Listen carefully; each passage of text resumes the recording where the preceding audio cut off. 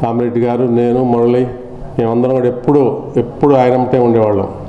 ఆయన దగ్గర నేర్చుకున్న కొన్ని వాక్యాలు అటు మహాకవి శ్రీశ్రీ గారిని గురించి కానివ్వండి, గుర్రం జాషువా గారిని గురించి కానివ్వండి, సూత పురాణం రాసినటువంటి మన తుప్పునేని రామస్వామి చౌదరి గారిని గురించి కానివ్వండి, ఎన్నో విషయాలు ఆయన దగ్గర తెలుసుకున్నాం.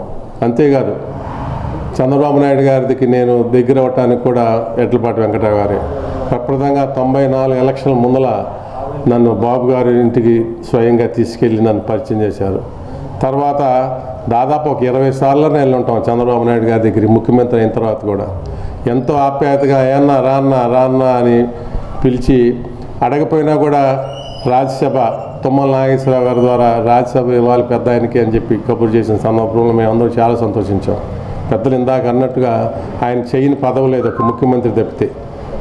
శాసనసభ్యుడిగా స్వతంత్ర పార్టీలో ఆనాడు కాంగ్రెస్కి వ్యతిరేకంగా మరి స్వతంత్ర పార్టీ దాదాపు 3 సార్లు గెలిచినటువంటి సందర్భం.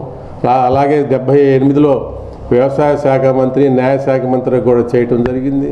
తర్వాత జిల్లా పరిషత్ చైర్మన్గా, కర్షక పరిషత్తులో సభ్యుడిగా, రాజ్యసభ సభ్యుడిగా, పార్టీ అధ్యక్షుడు, జిల్లా పార్టీ అధ్యక్షుడిగా, అలాగే పాలిట్ బ్యూరోలో తెలుగుదేశం పార్టీ పాలిట్ బ్యూరోలో సభ్యుడిగా కూడా చేసిన సందర్భాలు ఉన్నాయి. ఎక్కడ కూడా మచ్చ లేకుండా తానవ్వక ఎదుటివాడిని నొప్పించక అన్న రీతిలో ప్రయాణం సాగించేవారు. ఎప్పుడు ఆయన దగ్గర ఉంటే 10 మంది 10 కులాలు ఉండేవాళ్ళు. ఆయన అదే చెప్పేవాళ్ళు మాకు, మనాడు ఇది కాదు, మనం ఎవరినైతే ప్రేమిస్తున్నామో, మన మీద ఎవరికైతే విశ్వాసం ఉందో ఆ కింద ఉన్నటువంటి బడుగు బలమైన వర్గాలు కూడా మన దగ్గరికి వచ్చిన రోజే వాడే నిజమైన నాయకుడని. అంతో ఎంతో ఆయన మొత్తం గుణాలు పుణికిపుచ్చుకుపోయినప్పటికీ కూడా ఎంతో కొంత ఇవాళ 10 మందిలో నేను తిరుగుతున్నానంటే ఆయన పెట్టిన చలవే నాకు.